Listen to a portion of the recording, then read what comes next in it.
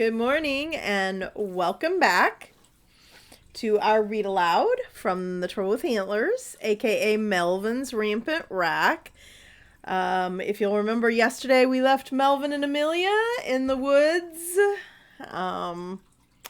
Let's see what happens next. Today we're going to read chapter 5, The Count. Isn't that right, Boo? All right, here we go. On the drive to school the next day, Amelia's dad gave her a pep talk about making friends and how this wasn't that different from every other town they lived in over the years. Just an ordinary town, Amelia thought. Yeah, right. Her dad droned on in the background about how Amelia always managed to make at least one friend in the first couple days of school, didn't she? And how he just knew she'd make a ton of friends in no time. Blah, blah, blah, blah, blah. Because Amelia really wanted to be friends with a bunch of people who acted as feral as the animals they adopted. Right, Amelia? Sure. But come on, Dad. Don't you think it's weird they all have animal last names? Well, honey, our last name's Finch. Not the same, Dad. I suppose not. But honestly, I think it's pretty awesome that everyone in this town has adopted an animal. I told you, Amelia, the entire town's committed to saving endangered species. I don't think the Siamese cat is an endangered species, Dad. What? The girl in my calculus class. Her name's Lainey Siamese. Her dad smiled. That's pretty cool, don't you think? She obviously loves cats. Whatever. Why couldn't her dad see how weird this town was, how weird its people were? Of course, he did spend all his time with animals. These people probably felt more familiar to him than normal people. Ugh. Thankfully, they arrived at school, and Amelia was able to escape her father's continued lecture about making friends with freaks and such. The morning was mostly uneventful. Amelia avoided talking. She also avoided making eye contact. She simply sat back and listened. And what she heard was just weird. First of all, how often did people actually use the word human in their everyday conversations?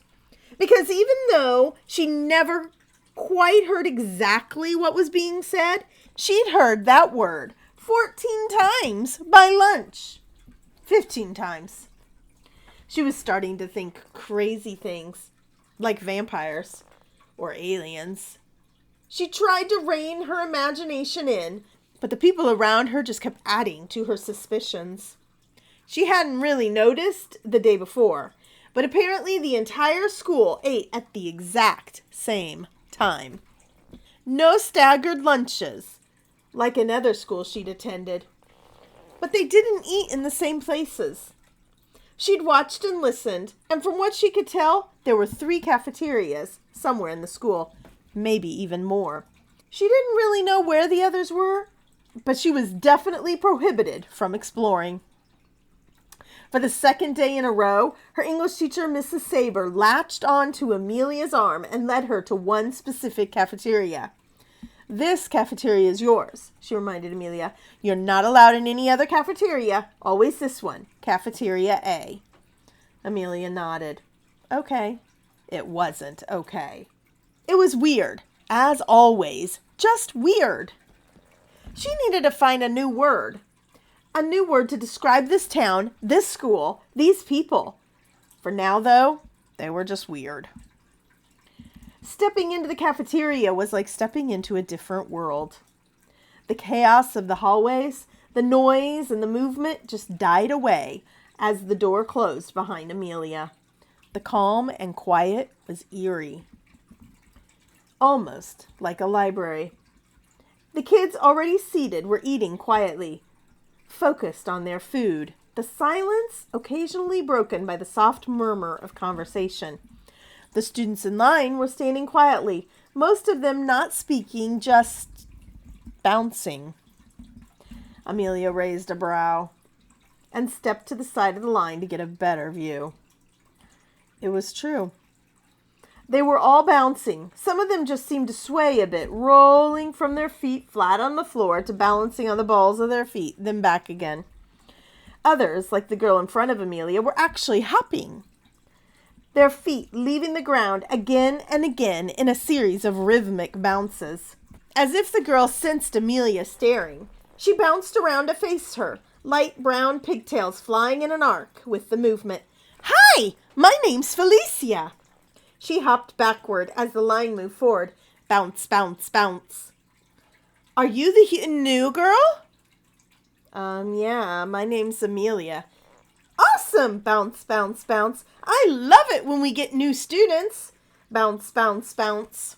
"How do you like our school so far?" Bounce, bounce. Amelia hesitated. "Interesting." "Oh, definitely. We're super interesting." Felicia stopped bouncing, but now her toes were patting the ground in a rhythmic thumping. "What classes are you in?" Patter, patter, patter. "What do you like to do after school?" Thump, thump, thump. "Do you play any sports?" With this question, Felicia began to bounce again. Well, I'm taking art and computer programming and..." Careful! Amelia reached out a hand as Felicia almost bounced into the stack of plates at the start of the food line. "Oh," Felicia giggled and turning hopped forward, grabbed a plate, then whirled back around, all the while jumping in place. "So art! I love art. Maybe we're in class together." Maybe. Amelia couldn't remember seeing Felicia in her art class earlier that morning, but she'd been focused on avoiding attention and not speaking. "I'm in second hour with Mrs. Spider, of course, because she's the only art teacher after what happened last year with..."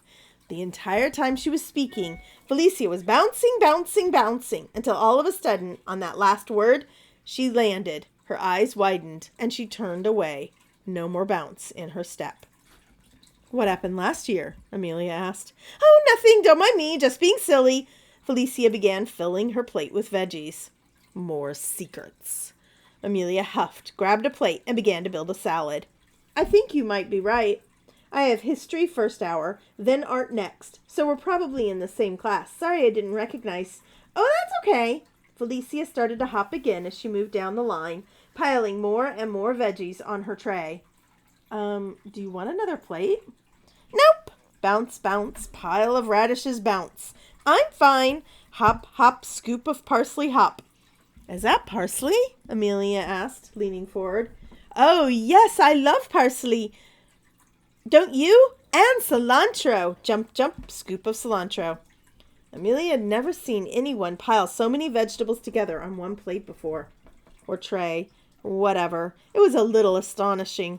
Then she noticed the guy behind her had 2 trays, each piled high with at least twice as many vegetables as Felicia had.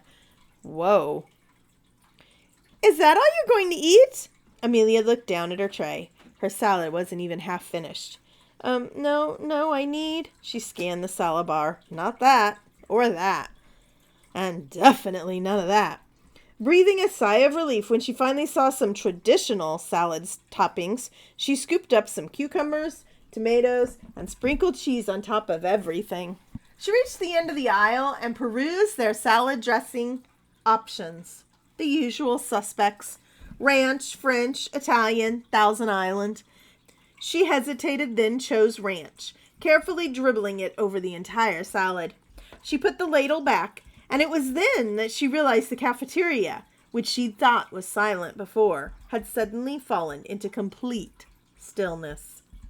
The shuffle of feet as the kids in line bounced, the clinking of silverware and pots from the kitchen, the soft murmurs of conversation, all of it had stopped. Slowly lifting her head, Amelia glanced around and realized that everyone was staring at her. Everyone. The kids at the tables, the kids in line, the cafeteria workers, Felicia. Looking down at her tray, Amelia couldn't see anything wrong. Sure, she hadn't filled her tray like Felicia, but she hadn't done anything weird. "So," Felicia bounced at her side, "let's go sit down, okay?" Hop, hop, hop. "You can sit with me." Patter, patter, patter.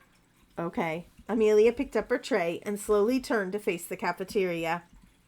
As she followed Felicia to the table, Amelia heard the soft shuffle of feet as they began to bounce once more. Once they were seated, Felicia introduced Amelia to the others at the table. A whirl of names flew by, and Amelia slowly relaxed as everyone at the table greeted her with the same happiness and cheer Felicia had shown her. Once the introductions were done, everyone got back to eating. Amelia was so busy watching Felicia and the others at her table, she almost forgot to eat her own salad. She was simply amazed at the sight of Felicia eating her way through more vegetables than Amelia probably ate in a week, and Amelia was a vegetarian. The salad was pretty good, though mostly lacking in protein, which was pretty typical of most school salad bars. She'd have to remember to bring some nuts and maybe an avocado tomorrow. "So why do you put that stuff on your salad?" Felicia was still bouncing, bopping up and down in her seat just a little, but as Amelia looked around, she realized the entire room was pretty much a constant wave of motion. Amelia shook her head and closed her eyes. "Geez, dizzy." "Amelia?" Bounce, bounce, bounce. "I'm sorry, what?" "Why'd you put that white stuff on your lunch?" You mean my salad dressing?" "Uh-huh." Patter, patter, patter. Amelia glanced around, wondering if she was the only one who'd used the dressings, but apparently everyone had finished eating because their trays were completely clear. Not a single leaf or carrot was in sight. "Well, it just tastes better, I guess." "Really?" Felicia's eyes widened. "I can't imagine vegetables tasting any better than they already do." "Me neither," a kid across the table from them said, and everyone else at the table nodded in agreement. Had they never tried salad dressing before? "Wait a minute!" Felicia bounced up out of her chair. Amelia turned and watched as Felicia hopped all the way to the front of the cafeteria, where she spoke to one of the workers there. "What's she doing?" "Knowing her, getting more veggies," someone answered. Sure enough, when Felicia turned around, she had a handful of green and orange vegetables in her hand. She bounced back to the table. By the time she reached the table, the entire room had fallen silent again. Felicia dropped the vegetables onto a couple trays. "Can I try?" "Try? You're dressing!" Amelia glanced down at her plate. "Sure." She pushed her tray toward them. "Ooh, me too!" The kid across from them leaned over and grabbed a piece of lettuce. Felicia grinned at him. "Okay, Luis, are you ready?" "Ready." And the two of them swirled their lettuce into the dressing, coating it as much as they could. "On the count of 3, Luis said. "1, Felicia began, raising her lettuce leaf. Amelia was getting a bad feeling about this. 2, everyone at the table counted. Maybe 3, everyone in the cafeteria roared. And Luis and Felicia took a huge bite out of their covered lettuce leaves. For a few moments, the only sound in the cafeteria was that of Luis and Felicia chewing. Then, at almost the exact same moment, they both leaned over and spit the remaining lettuce out. The rest of the students who had been standing around watching the experiment laughed and wandered back to their seats, whispering to each other. Amelia only caught a few words, but it was enough for the count to rise fast. 16, 17, 18, 19. Felicia grabbed a napkin and started scrubbing her tongue, wailing, "What was that? What was that?" Luis was too busy chugging a glass of water to answer her. Ranch dressing?" Amelia offered. Here is a picture of Amelia at the lunch table with her new friends, and Felicia and Luis rejecting that ranch dressing. "It's awful, awful, awful!" With each word, Felicia bounced a little higher. "How can you ruin lettuce? I mean, perfectly good lettuce. It's beautiful, divine, delicious. I never knew there was a way to make it so awful." "Me neither," gasped Luis, finally having stopped gulping water. "I thought lettuce was perfect, no matter how it was served." "I need a pepper." Felicia grabbed an orange one. "Good idea," Luis agreed, and they both started munching. "I'm so sorry, guys," Amelia said. "I really like ranch dressing. I had no idea you would find it so disgusting," Felicia offered. "Putrid," Luis suggested. "Vile," they chorused together, nodding in agreement. Amelia couldn't help but laugh. "Yes, I'm so sorry." The bell rang, and suddenly there was a huge rush to toss trash, return trays, and get out the doors. After promising to eat with Felicia and Luis tomorrow, Amelia headed to biology, which was fairly uneventful, mostly because she sat at the back and kept her head down, doodling as the teacher droned on and on about cellular structures. Finally, biology was over, and it was time for computer programming. This would be her first day there, as it was the replacement for PE. A fantastic turn of events as far as Amelia was concerned, though the programming teacher didn't seem to agree. "Really?" he snapped when she walked into class. "Are they serious?" Amelia froze. Sorry?" Everyone was staring at her. She wasn't late. The bell hadn't even rung yet. "Let me see your schedule. You've got to be in the wrong place." I don't think so." Amelia handed him her schedule and watched as he stared down at it. The name on her schedule said Fox, an unlikely name in Amelia's opinion. Mr. Fox was short and thin, wiry almost, with snow-white hair and bushy eyebrows. He crumpled the paper in his fist. "Unbelievable." His voice was a low rumble, the word almost unrecognizable. Amelia bit her lip and waited. Dragging in a deep breath, Mr. Fox slowly turned his head and stared at her. "I suppose they thought this class was the least dangerous for you."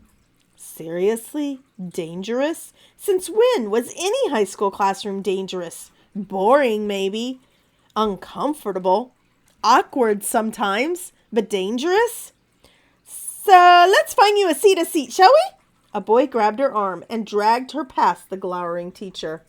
"Thanks, Mr. Fox. I'll get her all settled in. No worries at all." Amelia couldn't seem to drag her eyes away from Mr. Fox, even as the boy pulled her past him and turned, dragging her down an aisle full of computers. Amelia kept her eyes on the teacher's, unable to break away. A hard jerk on her arm caused her to stumble, and just like that, the spell was broken. "Stop staring at him. Are you crazy? Here, sit down. A shove, and Amelia was sitting in front of a computer monitor, staring at a blank screen. What had just happened? The boy settled into the chair next to her. He was so short, his feet didn't even reach the floor, and his head just barely reached the top of the monitor. His hair was a bizarre, uneven mix of gray, black, and white, and shot out of his head at weird, spiky angles, dark gray with white tips at the front, black and white bands everywhere else. The overall effect, especially the way his hair shot out over his eyes, pointing both outward and up, reminded Amelia of something. She just couldn't figure out what. "Just don't look him in the eye, and you'll be fine, the kid said, shoving his glasses up his nose, peering closely at his own computer monitor. Amelia rubbed her arm, marveling at the strength of such a scrawny kid. She wanted to scold him for manhandling her, but the truth was she was grateful to have escaped Mr. Fox's fury. Determined to follow the kid's advice, Amelia slouched down in her seat and avoided looking at the teacher as he droned on and on about lines of code. Toward the end of class, a flash of orange caught Amelia's attention, and she realized a girl was sitting at the computer to her left. She hadn't even noticed when the girl sat down. Had she been there all along? The girl's hair fell in waves of orange and black stripes down her back, and she sat so still she seemed to almost be a statue. A slight movement, and Amelia caught sight of the screen. The girl was on Facebook, but it looked weird. Amelia leaned forward to get a better look. The girl clicked the mouse, and the screen minimized. She then slowly turned her head toward Amelia, much the way Mr. Fox had done. Amelia jumped and leaned back. The girl's eyes were orange. There were no whites showing at all, just tiny black pupils surrounded by feral tiger eyes. It took a minute for Amelia to get her sudden panic under control. Once her brain kicked in, though, she had a hard time not rolling her eyes. She didn't even have to ask the girl's name. She knew it. Of course it would be Tiger. Crazy striped hair, bizarre contacts. The girl was taking her family's adopted name a little far. The girl growled at Amelia, a low, rumbling sound. Amelia quickly turned away and stared at the monitor. Seriously? The girl had actually growled at her, like some wild animal. What was wrong with these people? Staring at her monitor, Amelia remembered what her dad had said to her that morning. "I know you think the people here are strange, but they love animals," he'd said. "They devote their lives to protecting entire species of animals. What could be bad about that, Amelia? Just give them a chance, all right? Just a chance." She'd agreed because, theoretically speaking, she thought it was cool that all these people wanted to save animals and preserve the environment. But realistically speaking, that didn't change the fact that they were all nuts. Still, remembering her promise and reminding herself that Felicia hadn't been so bad once she got to know her, Amelia drew in a deep breath for courage and turned back to the girl. "My name's Amelia," she said. "What's yours?" Just when Amelia thought the girl wasn't going to respond, she turned and stared at Amelia again, her eyes reflecting weirdly in the light. The glint of something wild shone there for a moment, and Amelia had a sudden urge to flee. She clamped down on her instincts and forced herself to continue waiting. Finally, after an interminable silence, during which the girl simply stared Amelia down, she finally growled, "Katrina," and turned away. Amelia smiled, then asked, even though she knew what the answer would be, "Katrina what?" "Tiger." Amelia nodded and turned away. She just didn't have the courage to try to continue the conversation. She'd done enough for one day. More than enough. And that's the end of chapter 5. All right, I hope you're enjoying the read aloud. And we will read chapter 6 tomorrow. So I hope you'll join us back here tomorrow. In the meantime, have a great afternoon. Bye.